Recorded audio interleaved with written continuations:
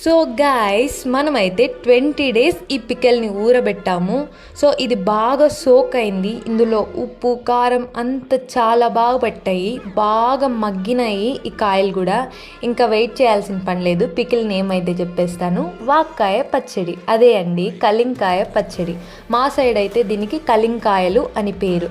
So మీ side ఏం name ఉందో comment బాక్స్లో అయితే కామెంట్ చేయండి. ఇది చేసుకోవడం చాలా ఈజీ.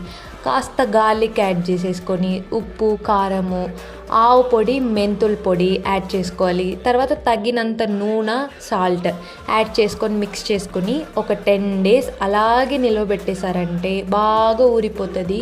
ఇంకా ఆ కాయలో ఫ్లేవర్ పడుతుంది. నాకైతే పుల్లగా చాలా బాగా నచ్చింది. ఒక్కసారి ట్రై చేసి ఈ రెసిపీ ఎట్లుందో కామెంట్ బాక్స్లో అయితే కామెంట్ చేయండి. కాస్త అన్నంలో గీ వేసుకొని ఈ పికెల్తో తింటే ఆహా, ఆ టేస్టే వేరు.